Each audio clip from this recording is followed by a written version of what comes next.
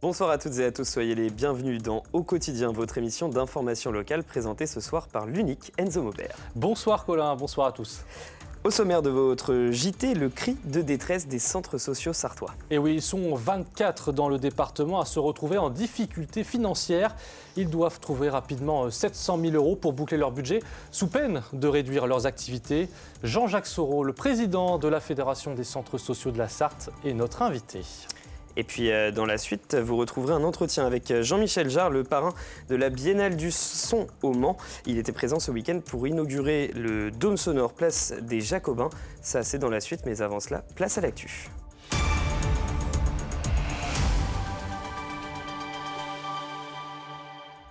Au sommaire de ce lundi 22 janvier, l'acoustique au cœur du festival Le Mans Sonore. Et oui, c'est l'événement du mois de janvier pour la ville, un moyen de mettre en avant la recherche et l'innovation dans ce domaine. Exemple au laboratoire d'acoustique de l'université. 700 personnes dans les rues du Mans contre la loi Asile et Immigration, c'était dimanche. Et puis focus sur un concours qui peut changer la vie, celui du meilleur apprenti boucher de France. Le gagner est un vrai coup de pouce pour débuter une carrière. Nous avons suivi la première étape départementale. Mais on ouvre ce JT avec la Biennale du Son Le Mans Sonore qui a débuté ce week-end. Et oui, et parmi les multiples animations, Colin, l'université et ses filières acoustiques, elle proposait la visite d'un cabinet de curiosité, l'occasion de découvrir des laboratoires à la pointe de la technologie comme le LOM. Le Mans est un pôle de formation unique en France et en Europe dans ce domaine, avec notamment sa chambre sourde, un endroit étonnant, déroutant aussi, que Laure Girard a pu découvrir. Solène est en première année de licence acoustique et vibration. Elle cherche à mesurer les conséquences des fréquences sonores sur une structure. On va avoir un point ici qui va être fixe, et donc ça c'est un nœud. La vibration qui est ici se propage dans l'ensemble de la poutre, et donc si on change la fréquence, on va obtenir un autre résultat. Et donc après, ça s'applique pour n'importe quel solide, ça peut être un bâtiment, toutes les vibrations auxquelles peuvent être amenées un bâtiment, même quand le tramway passe, ce genre de choses.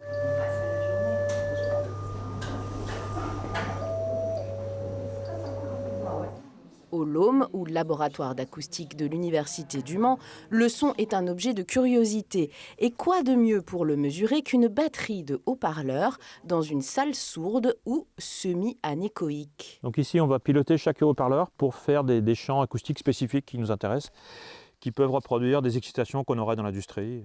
Les murs de cette salle, ce sont des dièdres qui sont faits en mousse. Et donc ils ont une fonction particulière. Quand un son arrive sur ce matériau, il va être complètement absorbé. Le campus du Mans est doté de 3 salles de ce type. On trouve la plus grande au centre de transfert de technologie à 2 pas du LOM. Des concerts y sont même organisés dans le cadre de la Biennale du Son. Au niveau du laboratoire du LOM, c'est le premier laboratoire européen. Il fait partie des 2 ou 3 laboratoires internationaux dans le domaine.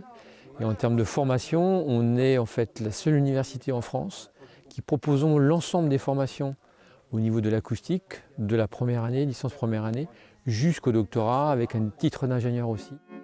500 étudiants venus du monde entier participent à la recherche en acoustique, un domaine où science et créativité s'entendent très bien, vous l'aurez compris. Et dans le même temps, c'est un autre laboratoire de l'université, lui aussi fleuron de l'acoustique, qui est en grande difficulté financière.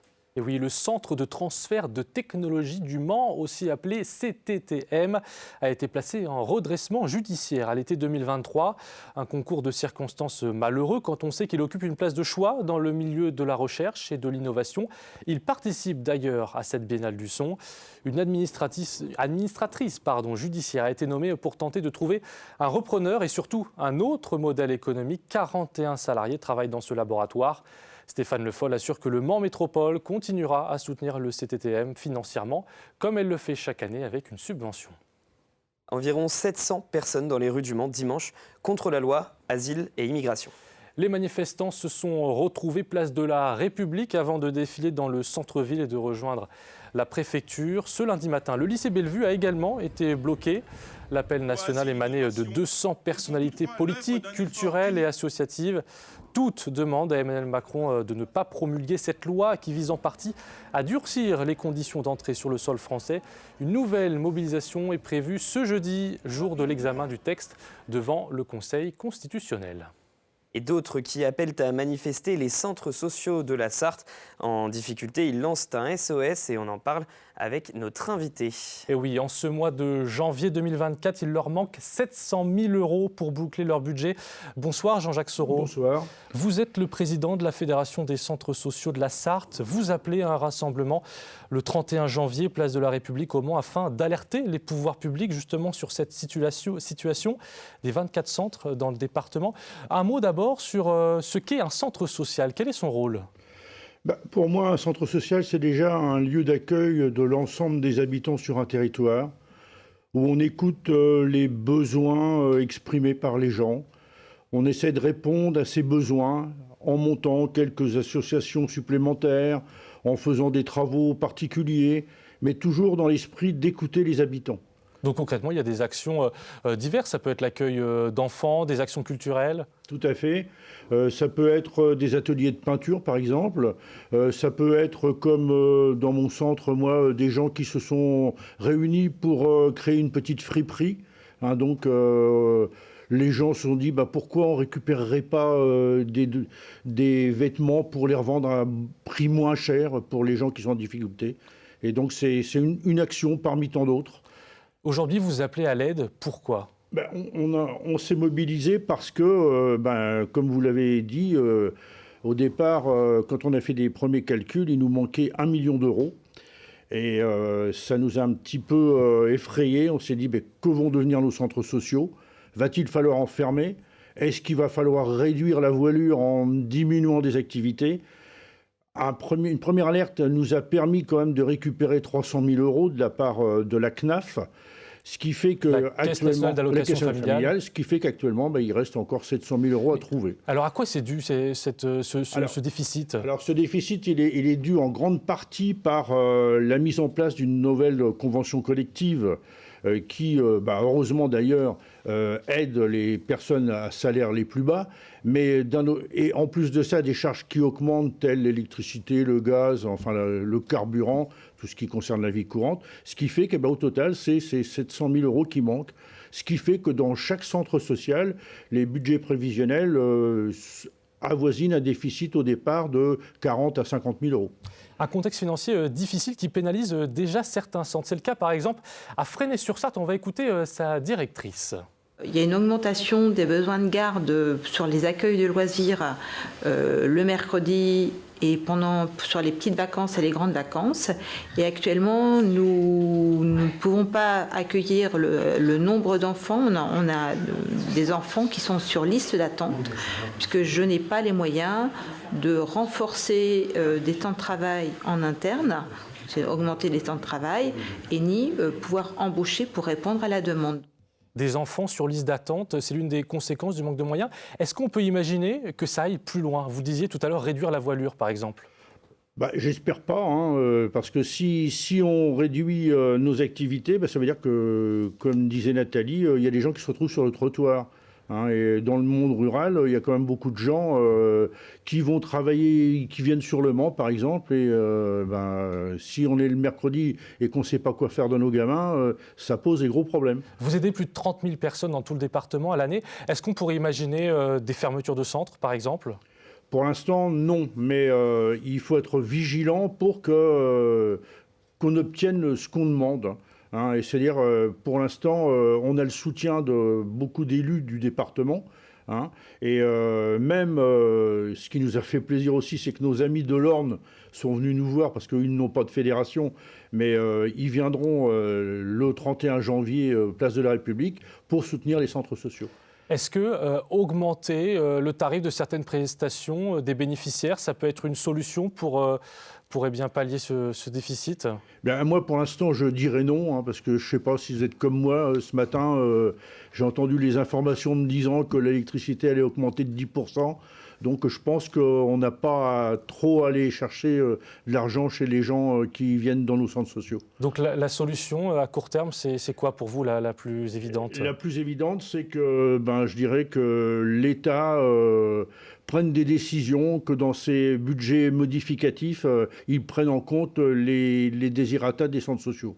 C'est un mouvement national. Et vous attendez des collectivités locales aussi, qu'elles vous viennent en aide? Les collectivités locales, d'une part, on les remercie parce que ce sont elles qui sont des principaux financeurs avec la CAF, mais ils sont comme nous, ils sont victimes d'étranglements budgétaires et je ne vois pas trop comment ils peuvent nous aider beaucoup plus.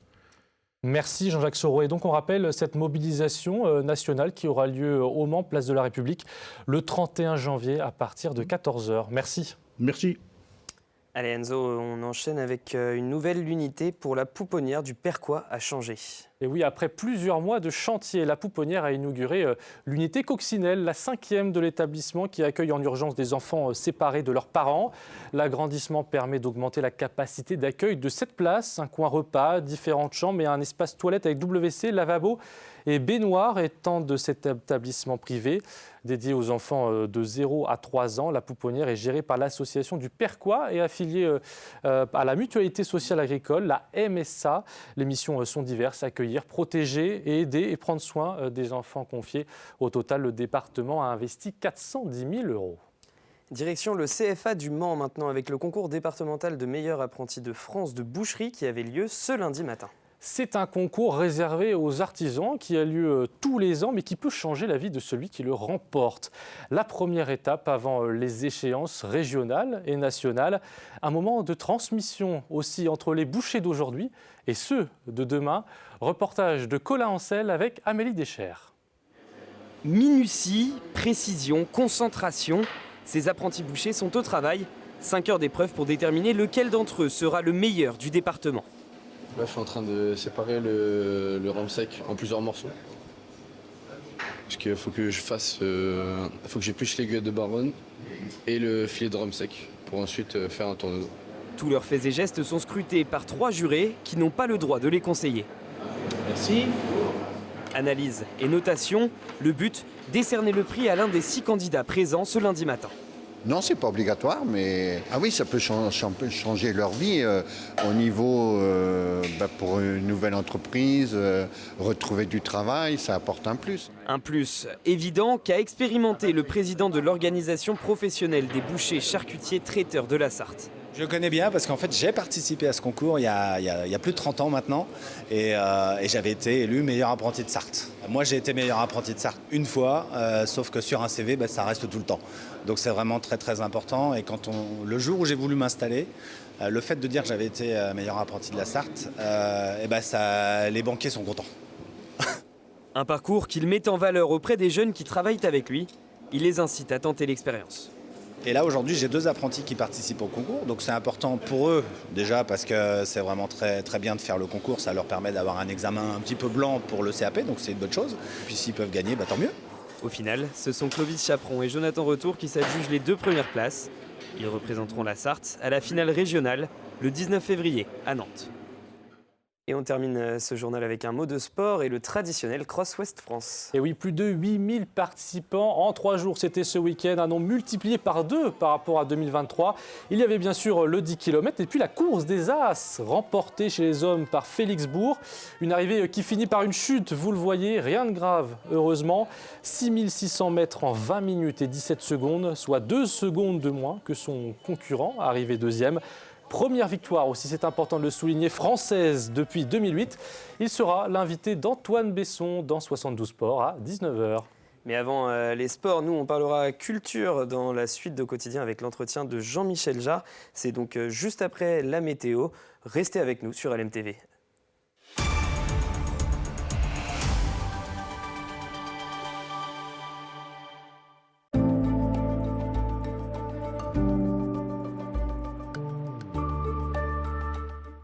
Bonsoir. Bonsoir messieurs, dames, ravi de vous retrouver pour ce nouveau bulletin météo. Denis Delcourt pour vous accueillir ici même sur LMTV Sarthe avec pour votre soirée un ciel globalement bien dégagé sur l'ensemble de notre département. Vous ne voyez pas un seul nuage en perspective. Côté température, celles-ci évolueront entre 7 et 10 degrés avec 7 degrés pour Alençon ou encore à Sil-le-Guillaume, comptez 8 degrés au Mans ou encore à Saint-Calais, 9 degrés du côté de Sablé-sur-Sarthe, 10 degrés à Blois, Tours ou encore pour Angers. Pour la journée de mardi, encore de nombreux nuages en matinée. Les températures, quand elles évolueront entre 4 et 7 degrés, avec 4 degrés au Mans, 6 degrés pour Alençon, encore pour Mamers, 7 degrés à la Ferté-Bernard, Vendôme, encore du côté de la Flèche. On est bien loin des gelées matinales qu'on a eues la semaine dernière. Pour la suite de votre journée, malheureusement, en tant qu'il restera compliqué avec toujours ces nombreux nuages assez maussades avec des nuages parfois même accompagnés de quelques gouttes de pluie. Côté température,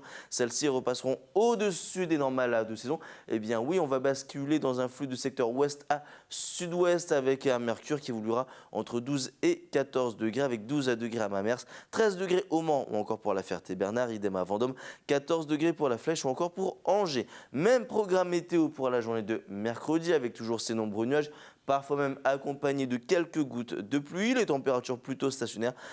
Et pour la journée de jeudi, ça devrait être la même situation avec encore de nombreux nuages et même quelques gouttes de pluie. En ce mardi 23 janvier, n'oubliez pas de souhaiter une bonne fête au Barnard. Et puis on continue de gagner quelques minutes de soleil, ça c'est la bonne nouvelle du jour. Je vous souhaite de passer une excellente soirée et je vous dis à très vite pour un nouveau bulletin météo.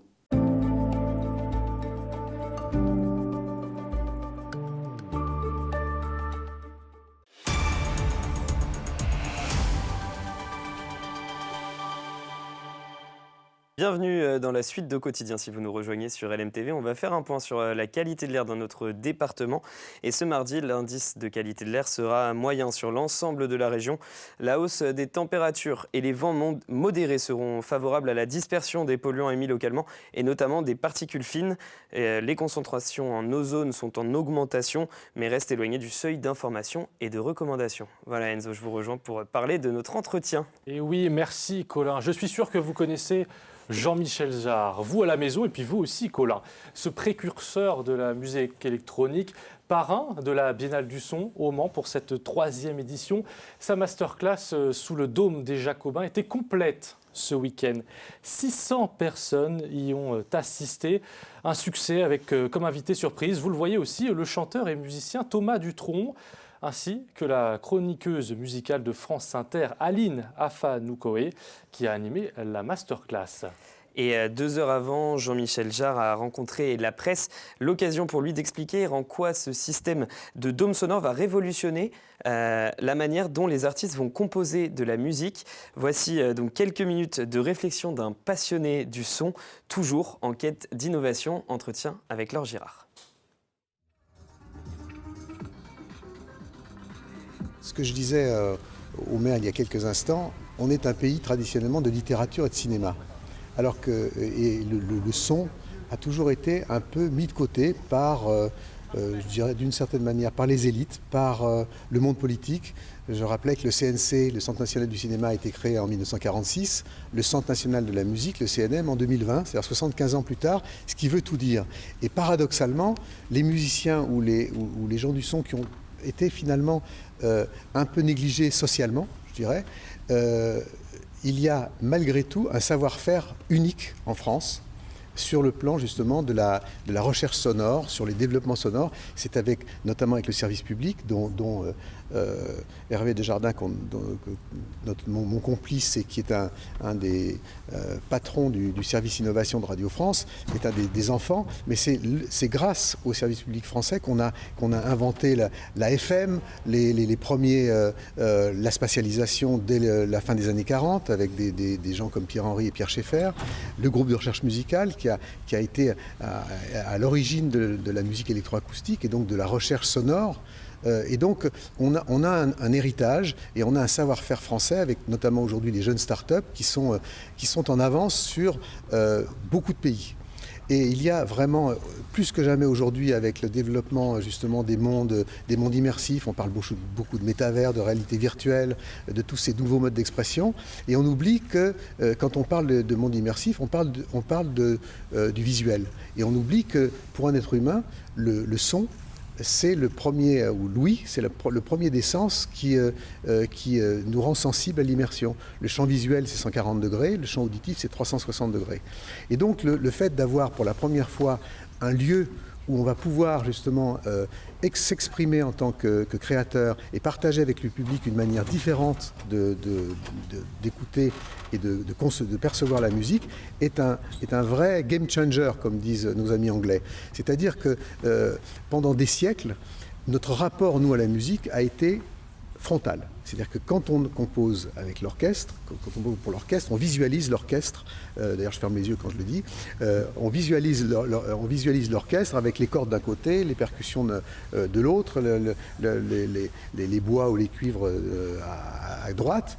Et finalement, quand on est en studio, on a les haut-parleurs en face de nous. Quand on est en concert, vous l'avez tous vu et expérimenté, on a la sono en face de soi ou l'orchestre en face de soi. Et finalement, on a un rapport 2D avec la musique. Ce qui est assez paradoxal, puisque notre rapport au son dans le quotidien, c'est un rapport justement immersif, à 360 degrés. Et donc, comme c'est toujours la technologie qui dicte les styles et pas l'inverse, le fait d'avoir un dôme aujourd'hui qui nous permet justement de pouvoir apprécier et partager avec le public la musique d'une manière différente va générer pas seulement une nouvelle manière d'écouter la musique, mais aussi une manière de la concevoir pour les créateurs de demain. C'est-à-dire pour tous les jeunes artistes, c'est un nouvel outil qui va permettre justement de pouvoir s'exprimer de manière différente. Et le rock'n'roll, le hip-hop, le jazz de demain seront immersifs et donc dépendront justement de ces nouveaux outils qu'on va pouvoir mettre à la disposition des jeunes créateurs. C'est pour ça que le Mans a développé depuis un moment tout un écosystème sur le son et qu'il faut absolument le promouvoir, en être fier, pour pouvoir justement faire en sorte que ça puisse essaimer au-delà du Mans. C'est une des raisons pour lesquelles, depuis le premier jour, moi j'étais absolument heureux et honoré de pouvoir, d'une certaine manière, parrainer le Dôme sonore, et puis aussi, avec joie, de pouvoir essayer de contribuer à une réflexion globale sur le devenir de ce Dôme.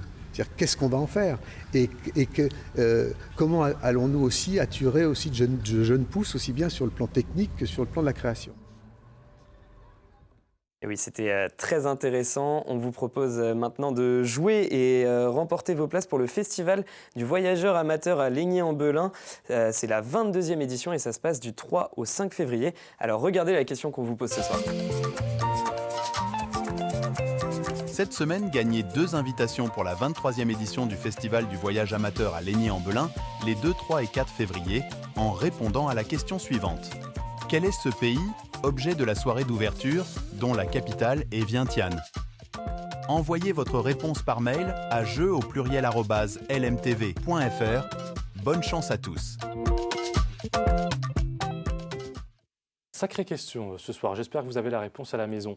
Allez, un point sur nos invités de mardi. D'abord, en première partie, nous recevrons la Fédération nationale des associations des usagers des transports avec Jacques Poiraudot face au retard et aux suppressions de trains. Il est parfois compliqué de convaincre pour utiliser ces modes de transport. Et puis en deuxième partie, Colin. Et puis dans la suite d'Au quotidien, nous recevrons Julien Lepelletier de la FDSEA. On parlera notamment de l'enjeu de la gestion de l'eau pour les agriculteurs. Allez, un point sur la soirée maintenant qui vous attend. Et oui, à 19h dans 72 Sports, plusieurs invités de haute volée, puisque nous recevrons d'abord Arnaud Cormier, l'entraîneur du club de foot de Régional 1, la Suze Roisey, Félix Bourg, le vainqueur du Cross West France dont vous parliez tout à l'heure, Enzo, et puis Nordine Harik, adjoint au sport de la ville du Mans. C'est tout pour Au quotidien. Dans Au quotidien, on se retrouvera donc ce mardi en direct à 18h30 sur LMTV Sarthe. Bonne soirée.